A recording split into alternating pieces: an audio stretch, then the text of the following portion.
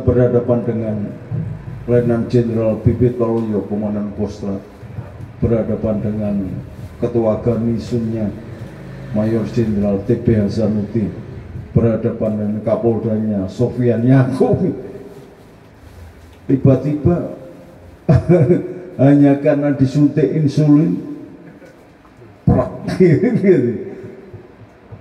ya Allah, berat banget.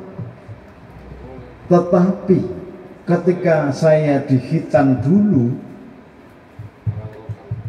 guru saya namanya Kiai Mujahidin itu membacakan ayat, walaqad ataina Luqmanal hikmata anis kurlillah fama yaskur fa inna ma yaskuru li nafsi wa man kafara fa inna allaha ghaniyul hamid.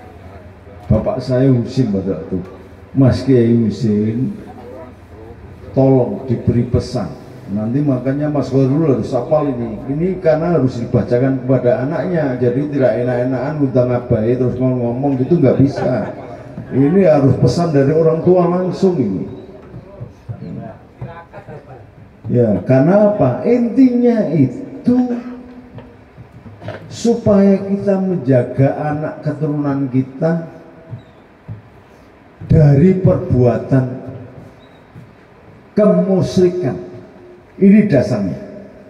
Jadi ketika Nabi Ibrahim diberi wahyu untuk sunat, padahal Nabi Ibrahim pada waktu itu umurnya 80 tahun, pada waktu itu pisau juga belum umum itu barangkali. Sampeyan bayangkan juga manuk sampeyan dikek ning landasan watu, ditutuk watu gitu gimana? Itu sunatnya Nabi Ibrahim itu belum ada pisau. Dan umurnya sudah 80 tahun. Bisa bayangkan nggak? Ketot-ketot nggak kira-kira? Lah ya halot. Bahasa Jawanya itu ketot-ketot. Saking halotnya. Lah ini Irfan ini masih kecil, masih muda. Gampang itu. Jadi letak dasar keimanan diletakkan oleh Nabi Ibrahim dan dijaga kemusyrikannya agar tidak terjadi menjadi kaum yang musyrik dan kafir dengan pesannya Nabiullah Luqman. Pesannya Nabiullah Luqman, jadi Nabi Ibrahim itu bertanya di dalam hatinya, kemudian akhirnya terbukti bahwa itu wahyu itu semakin didalami, semakin dipelajari, semakin memunculkan mutiara-mutiara dan berlian-berlian hikmah yang sangat luar biasa. Maka ketika orang-orang Romawi dan Yunani belum mau bersunat, sampai sekarang juga saudara-saudara kita yang ini Cina barangkali belum sunat itu, terjangkiti penyakit kelamin karena kulitnya itu ketika kita kencing di dalamnya menyisakan air kencing dan ada kotorannya.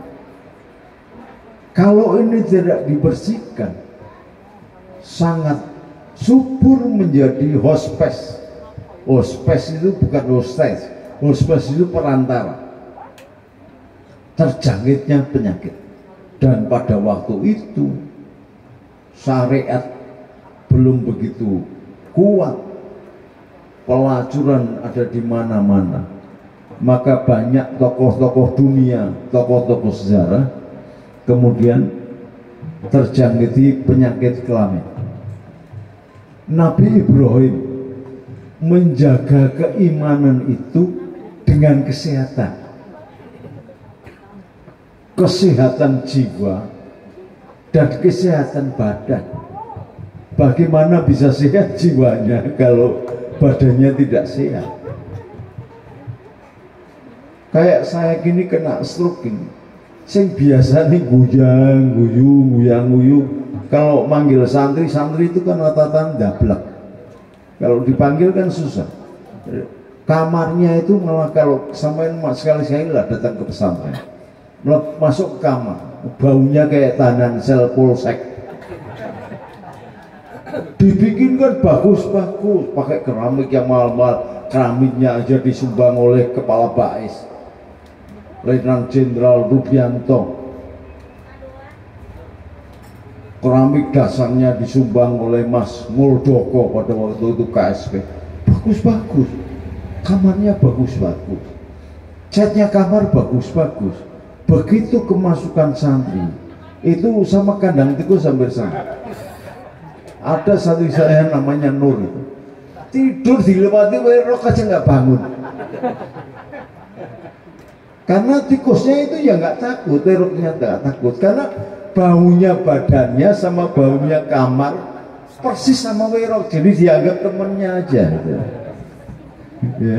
Maka meletakkan itu dengan memberikan, kemudian Rasulullah mengatakan ana dhofatul minal, kebersihan adalah sebagian daripada iman. Nah, anak-anak sekarang ini dikandani kebersihan itu sebagian daripada iman. Sing kemproh-kemproh itu juga mengatakan berarti kekotoran itu juga sebagian dari iman. Udasmu gitu. Jadi ngeyelnya, Masya Allah. Makanya mendidik dari kecil ini